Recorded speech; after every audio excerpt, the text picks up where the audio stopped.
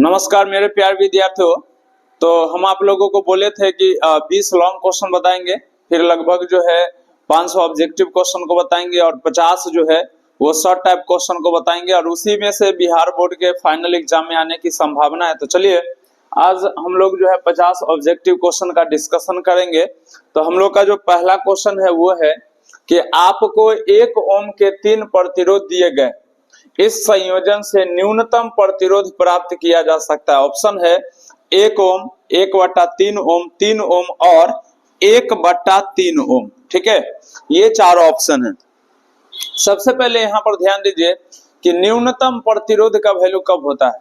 जब प्रतिरोध को समांतर क्रम में जोड़ा जाता है तो समतुल्य प्रतिरोध का मान न्यूनतम होता है, तथा जब प्रतिरोध को श्रेणी क्रम में जोड़ा जाता है तो समतुल्य प्रतिरोध का मान महत्तम होता है। ये बात आप लोगों को क्लास में बताया गया, फिर से एक बार समझ लीजिए। जब प्रतिरोध को श्रेणी क्रम में जोड़ा जाता है तो समतुल्य प्रतिरोध का मान महत्तम होता है, मैक्सिमम होता है, तथा जब प्रतिरोध को समांतर क्रम में जोड़ा जाता है तो समतुल्य प्रतिरोध का मान न्यूनतम होता है। यहाँ बोला जा रहा है कि न्यूनतम प्रतिरोध प्राप्त किया जा सकता है, अर्थात हमको समांतर क्रम में जोड़ना पड़ेगा और 1 ओम के 3 प्रतिरोध है, यानी तीनों के तीनों का वैल्यू समान है। तो जब प्रतिरोध समान हो तो समांतर क्रम का फॉर्मूला था आरपी बराबर था R/N, ये फॉर्मूला था आरपी बराबर R/N। ठीक है, R का वैल्यू कितना है? 1 है और R का वैल्यू हो गया 1। तो यहाँ पर ध्यान दीजिए R का वैल्यू है 1 ओम और N कैगो प्रतिरोध है? 3 प्रतिरोध है, यानी इसका मतलब है कि N का वैल्यू दिया हुआ है 3। ठीक है, अब RP का वैल्यू निकाल लीजिए। तो RP बराबर फॉर्मूला है R/N, R का वैल्यू 1, N का वैल्यू 3, अर्थात 1/3, जो कि ऑप्शन कौन है? डी। तो हम लोग का इस क्वेश्चन का जो आंसर होगा वो होगा ऑप्शन डी। समझ में आया? चलिए अब इसी प्रकार का जो है नेक्स्ट क्वेश्चन है, देखिए 4 रेजिस्टेंस यानी 4 प्रतिरोध है, जिसमें प्रत्येक रेजिस्टेंस का मान 4 ओम है, समांतर क्रम में जोड़ा गया, उनका समतुल्य प्रतिरोध क्या होगा? यही फॉर्मूला पे बनेगा। ठीक है, तो यहां पर ध्यान दीजिए आरपी बराबर फॉर्मूला हो गया R/N। R हो गया प्रतिरोध का वैल्यू, प्रतिरोध का वैल्यू कितना है? 4 ओम है। तो चलिए यह R का वैल्यू 4/N, N का वैल्यू क्या गो प्रतिरोध है? 4 गो प्रतिरोध है, तो N का वैल्यू भी 4 हो गया। 4 से 4 कैंसिल हो गया, कितना हो गया? 1, अर्थात इस क्वेश्चन का सही आंसर होगा 1। चलिए हम लोग नेक्स्ट क्वेश्चन की ओर चलते हैं। तीसरा क्वेश्चन है किसी सेल का EMF मापा जा सकता है। EMF का मतलब होता है इलेक्ट्रोमोटिव फोर्स, जिसे हम लोग हिंदी में कहते हैं विद्युत वाहक बल। क्वेश्चन है कि सेल का विद्युत वाहक बल मापा जा सकता है, यानी सेल का विद्युत वाहक बल किससे मापा जाता है? चलिए हम चारों ऑप्शन को देखते हैं।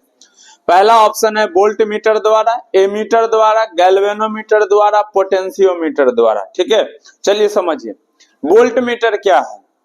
यह एक ऐसा यंत्र है जिसकी सहायता से तार के 2 सिराओं के बीच उत्पन्न विभवांतर को मापा जाता है। तो इसका मतलब है कि हमको तो विद्युत वाहक बल मापना है, तो इसका मतलब ये आंसर नहीं होगा। उसके बाद है दूसरा एमीटर द्वारा। एमीटर क्या है? यह एक ऐसा यंत्र है जिसके द्वारा विद्युत परिपथ में विद्युत धारा को मापा जाता है। हमें तो विद्युत वाहक बल को मापना है, तो ये भी आंसर नहीं होगा।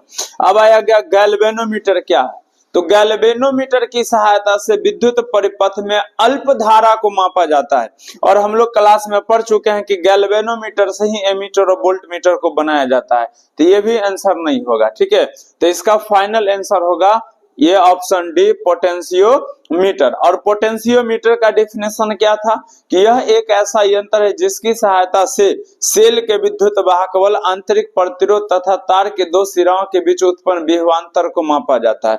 अर्थात हम लोग इससे सेल के विद्युत वाहक बल को भी माप सकते हैं, आंतरिक प्रतिरोध को भी ज्ञात कर सकते हैं और तार के 2 सिराओं के बीच उत्पन्न विभवांतर को भी माप सकते हैं। तो हम लोग यहाँ पर क्या सीखे कि सेल के विद्युत वाहक बल यानी EMF को किससे मापा जाता है? पोटेंशियोमीटर से मापा जाता है। इसको हिंदी में कहते हैं विभव मापी। इसे हिंदी में क्या कहते हैं? विभव मापी। चलिए हम लोग का नेक्स्ट क्वेश्चन है कि आवेश गुने विद्युत वाहक बल की विमा है, यानी आवेश और विद्युत वाहक बल को गुना करेंगे तो इसका बीमा क्या होगा, चलिए यहां पर समझते हैं इसका बीमा क्या होगा। सबसे पहले बोला आवेश, तो आवेश का बीमीय सूत्र होता है IT या AT। ऑप्शन में I के टर्म में नहीं है, A के टर्म में, तो हम लोग AT लेकर चलेंगे।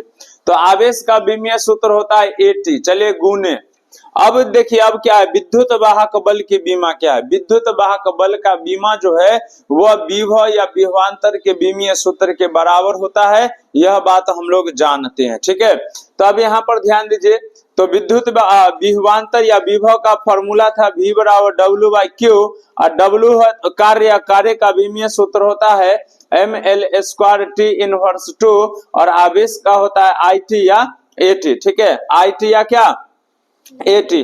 तो चलिए हम लोग AT लेकर चलते हैं। तो अब यहाँ पर ध्यान दीजिएगा एक बात, तो ध्यान इसको देखिए, इसको और आसानी से सॉल्व किया जा सकता है। देखिए कैसे, हमको क्या बोला है कि आवेश और विद्युत वाहक बल की बीमा क्या, एकदम आसान से निकल जाएगा।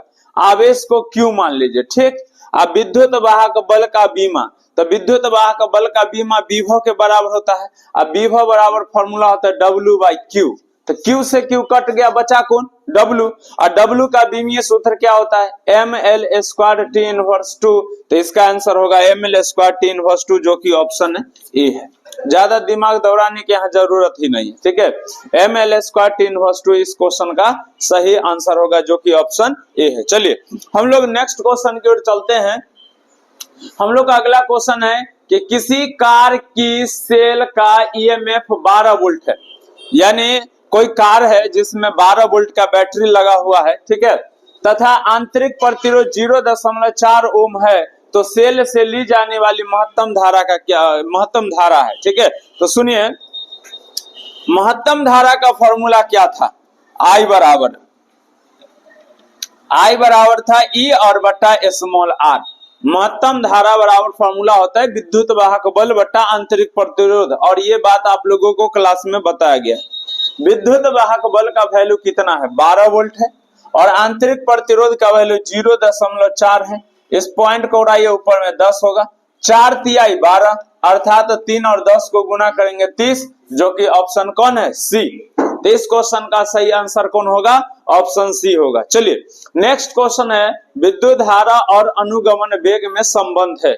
विद्युत धारा और अनुगमन वेग में संबंध जब हम लोग निकाले थे तो क्या फॉर्मूला आया था, तो फॉर्मूला आया था I बराबर NEAVD। क्या आया था, I बराबर NEAVD, जो कि कौन सा ऑप्शन है, तो I बराबर NEAVD ऑप्शन कौन है, डी। तो इस क्वेश्चन का सही आंसर कौन होगा, ऑप्शन डी होगा। चलिए हम लोग नेक्स्ट क्वेश्चन की ओर चलते हैं। नेक्स्ट क्वेश्चन है, यदि 1 ओम रेजिस्टेंस वाले वायर को खींचकर 2 गुना कर दिया जाए तो उसका रेजिस्टेंस होगा।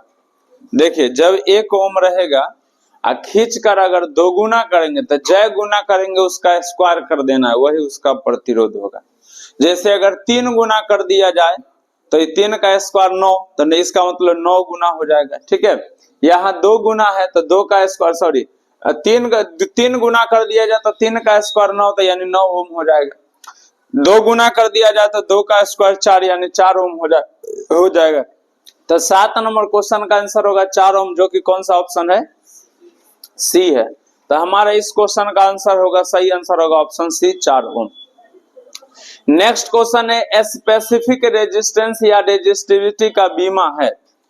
स्पेसिफिक रेजिस्टेंस का मतलब विशिष्ट प्रतिरोध या प्रतिरोधकता। तो सुनिए, प्रतिरोधकता को ही कहते हैं विशिष्ट प्रतिरोध।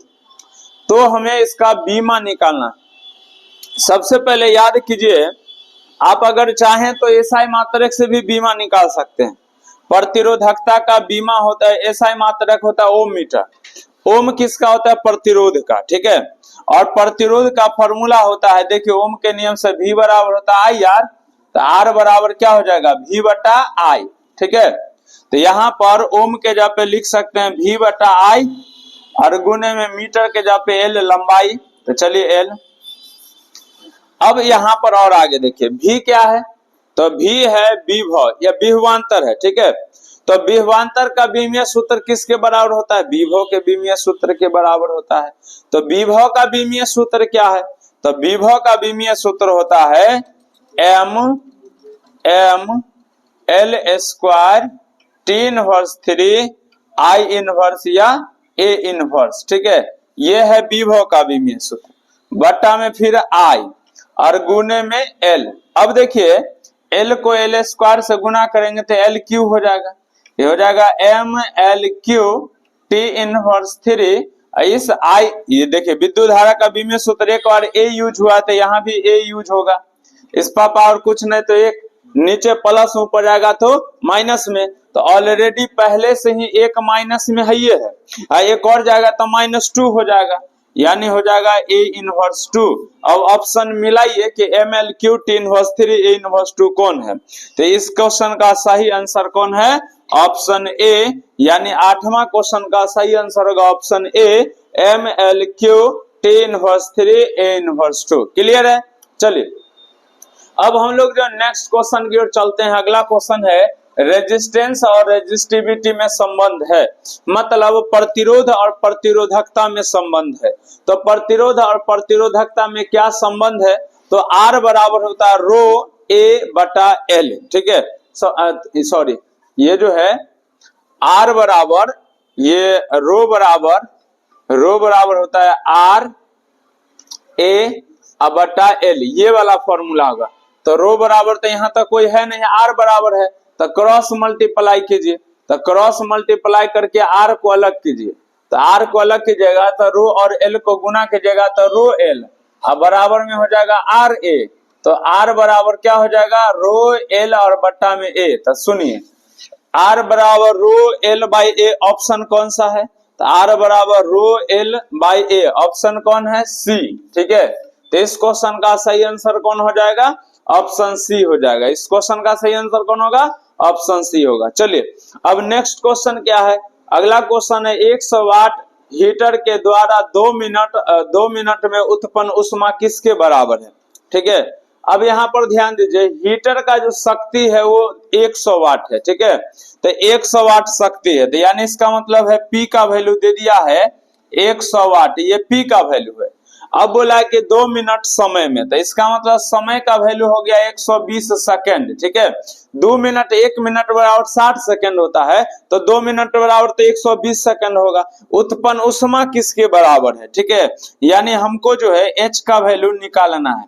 अगर आप लोगों को शक्ति का परिभाषा याद होगा तो P बराबर फॉर्मूला था डेल्टा U और बाई T, यानी इसका मतलब कि एनर्जी में लॉस और बट्टा में समय, ठीक है। तो एनर्जी में लॉस कितना होता है, जितना ऊष्मा उत्पन्न होता है, ठीक है। तो एनर्जी में लॉस ऊष्मा के बराबर होगा, तो हम यहाँ पर चाहें तो H भी लिख सकते हैं। अब यहाँ पर क्रॉस मल्टीप्लाई कीजिए तो H बराबर हो जाएगा PT, यानी शक्ति गुने समय। अब शक्ति का वैल्यू कितना है 100 है, तो शक्ति के जगह पे रखिए 100 और गुने में 120, अब गुना कर दीजिए तो ये हो जाएगा 12 गुने 10 पावर कितना 3, क्योंकि 3 जीरो है, तो 12 गुने 10 पावर 3 कौन ऑप्शन है, तो इस क्वेश्चन का सही आंसर होगा ऑप्शन डी 12 गुने 10 पावर 3, ठीक है। बताइए इसके समझने में कोई दिक्कत है क्या, जिनको अगर थोड़ा कंफ्यूजन हुआ होगा तो आप जो है इसको रिपीट करके देखिए, ठीक है। वीडियो को फिर से देखिए, समझ में निश्चित आएगा। और आप लोगों को जो क्लास में पढ़ाए हैं शक्ति और ये जूल का नियम, तो उस सबको एक बार पलट के देख लीजिए ताकि आपको अच्छे से समझ में आए, ठीक है। तो चलिए हम लोग 10 क्वेश्चन को देख लिए, अब नेक्स्ट क्वेश्चन की ओर चलते हैं। चलिए नेक्स्ट क्वेश्चन है 1000 वाट हीटर 230 वोल्ट से जुड़ा है, उसका रेजिस्टेंस है। सुनिए क्वेश्चन क्या है कि 1000 वाट का कोई हीटर है जो 230 वोल्ट से जुड़ा है, तो उसका रेजिस्टेंस कितना है, मतलब हीटर का रेजिस्टेंस हमसे पूछ रहा है। वाट दिया हुआ है यानी शक्ति का वैल्यू दिया हुआ है, तो P का वैल्यू हम लोगों को दे दिया है 1000 वाट और वोल्टेज दे दिया है 230 वोल्ट, और हम लोगों को R का वैल्यू निकालना है। अब ऐसा कौन सा फॉर्मूला है जिसमें P, V और R आता हो, तो हम आप लोगों को जब शक्ति पढ़ाए थे तो उसमें एक बताए थे P बराबर V स्क्वायर और बट्टा में R, ठीक है। P बराबर V स्क्वायर बाई R एक फॉर्मूला था। चलिए अब हम इस फॉर्मूला पे पुट करते हैं, हमें R का वैल्यू चाहिए, तो R बराबर क्या हो जाएगा, तो ये हो जाएगा V स्क्वायर बाई P हो जाएगा, क्रॉस एक्सचेंज हो जाएगा। अब यहाँ पर ध्यान दीजिए, R बराबर V का वैल्यू हो गया 230, 230 स्क्वायर है तो 2 बार गुना हो जाएगा, तो 230 गुने 230, और P का वैल्यू है 1000। ये जीरो से ये जीरो और ये जीरो से ये जीरो कैंसिल हो गया, तो बचा कितना 23 गुने 23 और बट्टा में कितना 10। ठीक है, 23 गुने 23 और बट्टा में कितना 10। अब 23 और 23 का स्क्वायर कितना होता है, तो 23 और 23 का जो स्क्वायर होता है वो 429 होता है।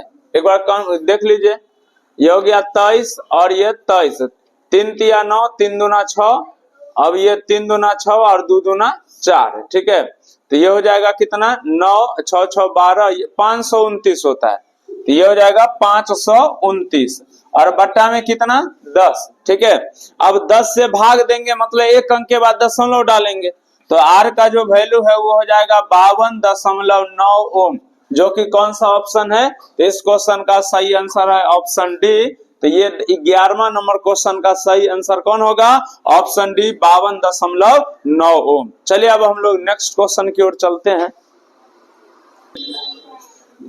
नेक्स्ट क्वेश्चन है, निम्नलिखित में कौन सा अनुपात धारा घनत्व कहलाता है, तो धारा घनत्व को J के द्वारा सूचित किया जाता है, और धारा घनत्व पढ़ाए थे तो हम बताए थे कि किसी चालक के प्रति एकांक क्रॉस सेक्शन एरिया से प्रवाहित धारा को धारा घनत्व कहते हैं, और इसका फॉर्मूला था J बराबर I बटा A।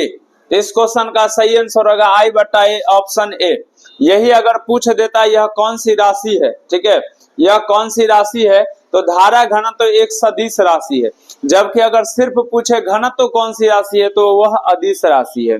इसका एसआई मात्रक अगर पूछता तो विद्युत धारा का एसआई मात्रक एम्पियर और क्षेत्रफल का मीटर स्क्वायर, इसका एसआई मात्रक हो जाता है एम्पियर मीटर स्क्वायर। अगर इसका बीमीय सूत्र पूछता तो आई एल इनवर्स 2 या ए एल इनवर्स 2 होता है। ठीक है, तो चलिए हम लोगों से अनुपात पूछ रहा था अर्थात फॉर्मूला पूछ रहा था, तो इस क्वेश्चन का सही आंसर होगा ऑप्शन ए, आई बटा ए। चलिए हम लोग नेक्स्ट क्वेश्चन की ओर चलते हैं। चलिए नेक्स्ट क्वेश्चन है, हमारे पास 220 वोल्ट पर 40 वाट, 60 वाट और 100 वाट के 3 बल्ब है। इनमें से सबसे, यहाँ पे होगा सबसे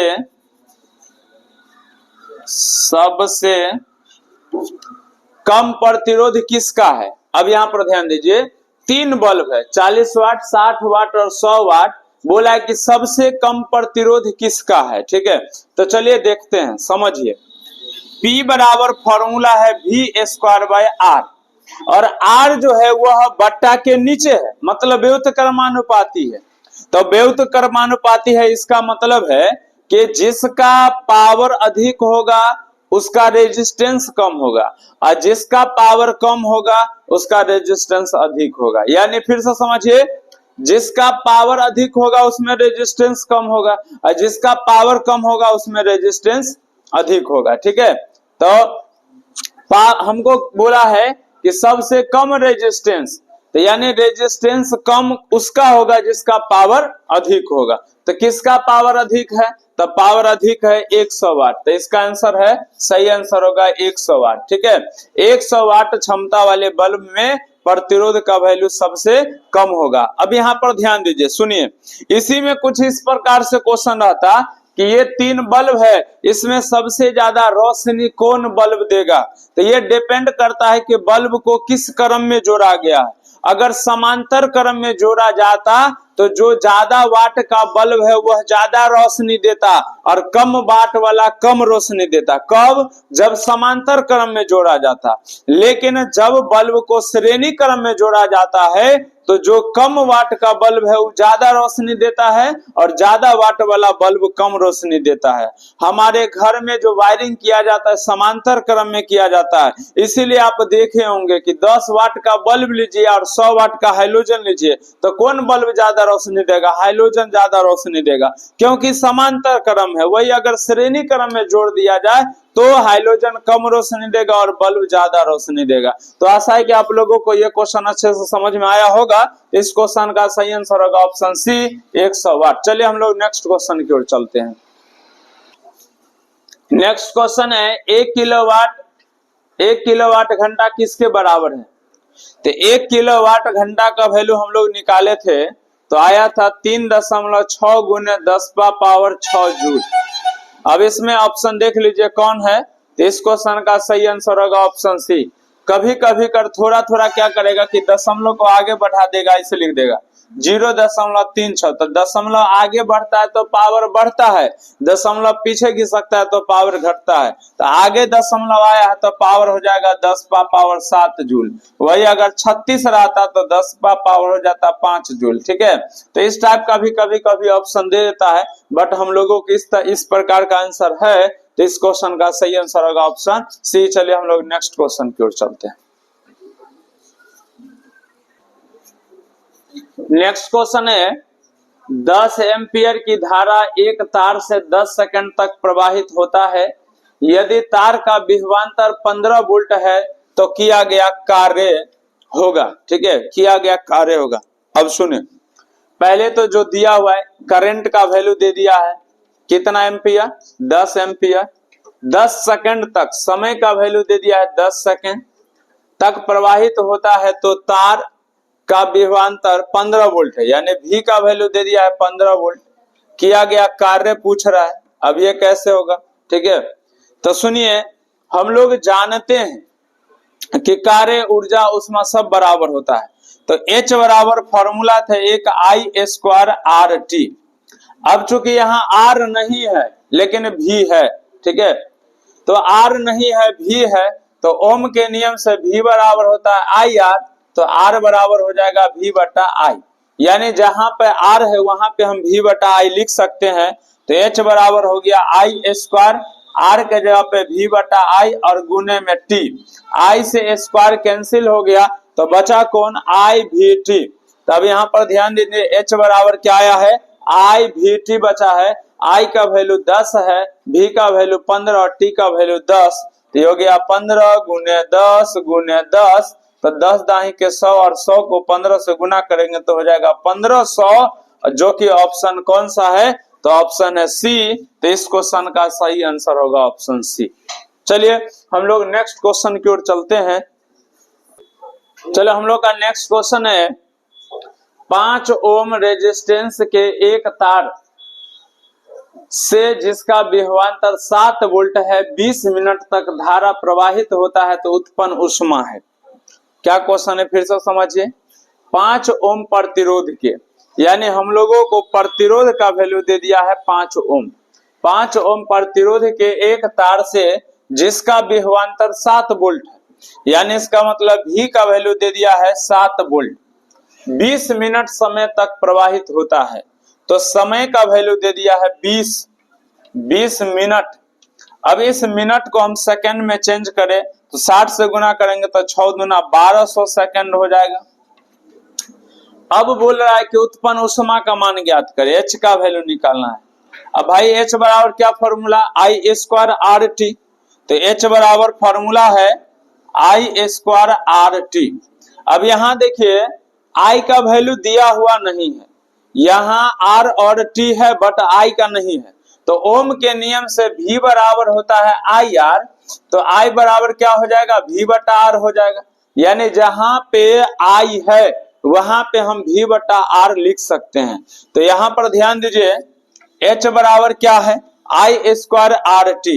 तो I के जगह पे चलिए रहने दीजिए I², सॉरी I का तो वैल्यू रखना है क्योंकि I का वैल्यू पता नहीं है, तो I का वैल्यू है V/R। तो यहाँ पे हो जाएगा V और बट्टा में R, स्क्वायर है तो दोनों का स्क्वायर होगा, और गुने में RT, तो गुने में हो जाएगा R और फिर गुने में हो जाएगा T। इस R से स्क्वायर कैंसिल हो जाएगा तो H बराबर बच जाएगा V² T और बट्टा में R। अब सब का मान रखिए, ठीक है। तो V का वैल्यू कितना है? तो V का वैल्यू है 7, तो 7 का स्क्वायर कितना हो जाएगा? 49, और T का वैल्यू कितना है? 1200। तो चलिए ये हो जाएगा 1200, और बटा R का वैल्यू कितना है?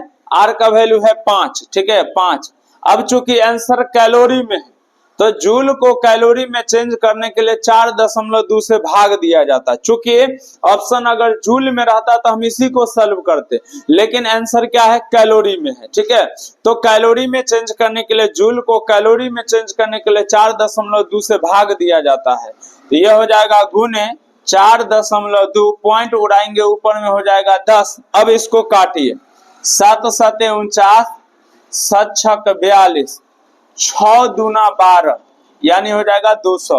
अब ये 5 से काटिए, 5 दूना 10। अब जो है इसको गुना कीजिए, देखिए 2 दूना 4 और 7 चौक 28, तो ये हो जाएगा H का वैल्यू हो जाएगा 28। और कै गो जीरो बचा हुआ है, 2 गो जीरो, कैलोरी, यानी इस क्वेश्चन का सही आंसर होगा 2800 कैलोरी, जो कि ऑप्शन कौन सा है, डी। तो इस क्वेश्चन का सही आंसर होगा ऑप्शन डी। चलिए हम लोग नेक्स्ट क्वेश्चन की ओर चलते हैं। नेक्स्ट क्वेश्चन है, विद्युत परिपथ की शक्ति होती है। देखिए विद्युत परिपथ शक्ति P बराबर एक फॉर्मूला तो हम बताए थे डेल्टा U बाई टी, जो उसके परिभाषा से आया था। उसके बाद हम बताए थे P बराबर होता है I भी।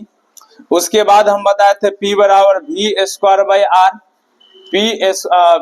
P बराबर V स्क्वायर बाई आर। ठीक है, और उसके बाद हम बताए थे एक P बराबर I स्क्वायर आर। ठीक है, ये कुल 4 फॉर्मूला हम आप लोगों को बताए थे।